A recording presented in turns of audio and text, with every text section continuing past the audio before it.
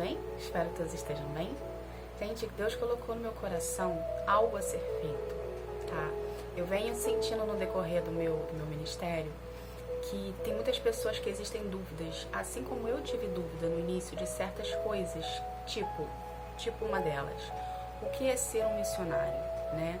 Algumas pessoas me perguntam o que é ser um missionário e eu explico para elas. Porém, isso surgiu essa ideia no meu coração de explicar para vocês em 4 etapas o que é ser um missionário, tá? Então, se você hoje tem dúvida do que é ser, né, do que como agir dentro do reino de Deus, o que você pode vir a ser, o que você pode vir a exercer, qual é o seu chamado, eu acredito que dentro desse estudo aqui, você vai sanar um pouco das suas dúvidas, ou você vai criar mais dúvidas e vai querer ter esse despertar dentro de você em querer vir a conhecer mais da palavra de Deus.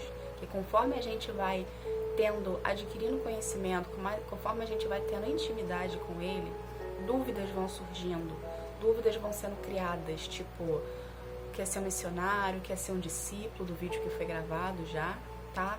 Então eu espero estar aqui de alguma forma contribuindo para a sua vida, no seu crescimento espiritual, onde você possa vir a ter algumas informações, né, de querer despertar vontades em você que antes não tinha, mas que por algum motivo você, do decorrer da tua vida, você se identificou com algo, né, e você não sabe que aquele algo representava algo que fosse dentro do reino. Porque tem uma coisa que eu aprendi, tá, e a gente passa por situações na nossa vida, no decorrer da nossa vida, desde o nosso nascimento até a data de hoje, que Deus já nos mostra o que nós seremos futuramente, tá? Eu lembro que quando eu tinha meus 4 anos de idade, eu sei que realmente é uma idade bem pequena para poder se lembrar, porém a situação me marcou tanto, tá? Que hoje eu consigo entender que já era Deus me mostrando, quando eu era criança, o que eu seria, tá bom? Então, quando eu tinha meus 4 anos de idade, eu lembro que a minha mãe me levou para uma igreja chamada Nova Vida, na Lagoa, Rodrigo de Freitas, tá? Porque eu sou do Rio de Janeiro. E eu lembro que eu fui agarrada com um travesseiro para essa igreja, porque eu lembro que eu não queria ir para a igreja, eu estava dormindo, ela me acordou, eu agarrei no travesseiro e eu fui com o travesseiro para essa igreja. E eu lembro que uma das horas que eu acordei, porque eu estava dormindo, na hora que eu acordei, que eu estava no colo dela, eu estava dentro dessa igreja, e essa igreja, olhando para o púlpito, tinha em cima das pessoas que estavam falando várias bandeiras de vários países, né? Assim, países do mundo inteiro. E eu lembro do pastor falando: esses aqui são os missionários. Vamos ajudar os missionários, vamos ofertar na vida deles, porque eles vieram, acredito que era da África, se eu não me engano, e eles estavam ali. Então, esse dizer, as bandeiras, a situação em si, marcou a minha vida. Então, eu acredito, e eu lembro que o meu pensamento naquele dia, daquela criança, aquela vez, foi: eu quero fazer isso. Eu nem sabia o que estava acontecendo, eu nem sabia o que ia se suceder disso. E hoje eu estou aqui falando para você, mostrando para vocês o que é a palavra de Deus, como é que Deus age, tá? Porque o Espírito Santo resgatou isso dentro de mim e falou assim: filha, fala sobre isso. Então eu vejo que existe uma necessidade de todos saberem como é que funciona o reino de Deus. O reino de Deus está muito além de você só ir para uma igreja. Deus busca relacionamento contigo, Deus quer relacionamento contigo, tá? Mas para você ter esse relacionamento com Deus, você precisa se permitir a ter, você precisa querer a ter. Então, se você tem uma curiosidade dentro de você, por que essas coisas acontecem comigo e não acontecem com outras pessoas, saiba que é Deus te diferenciando dessas outras pessoas, porque Ele tem um chamado na sua vida, tá bom? Então, gente, esse é o vídeo de apresentação. Eu vou falar um pouquinho aqui. A própria Bíblia diz sobre os trabalhos missionários, tá bom? Lembrando que para a gente ler a Bíblia, a gente precisa ter a presença do Espírito Santo para a gente poder entender. Então, eu tenho umas referências bíblicas aqui que eu quero fazer, tá bom? Para falar para vocês. Por exemplo, em Mateus 28, do 19 ao 20, diz assim. Vou ler para vocês aqui.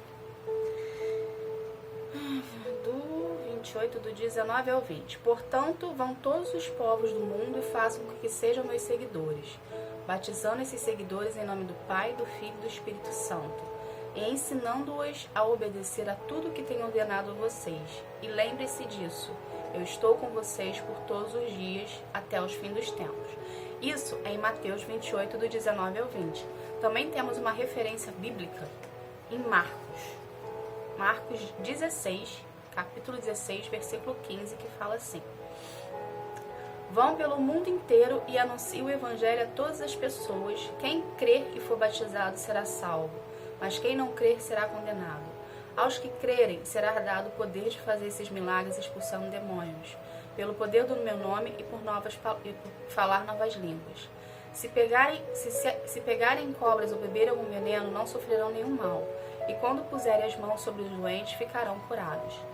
Gente, eu não sei se vocês conseguem perceber a semelhança entre ser discípulo, se você ler lá, se você assistir as mensagens que tem de como as características do discípulo, você vai ver que as características do discípulo é muito parecido com ser um missionário, tá bom?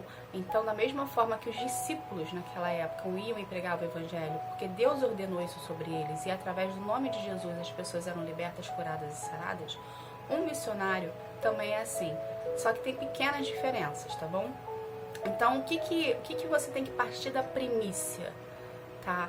Roberta, como que eu sei que eu sou um missionário?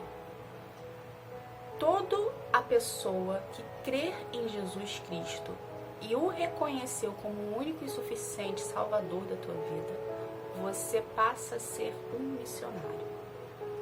Ou seja, um missionário não é um cargo, o missionário é. Entende a diferença?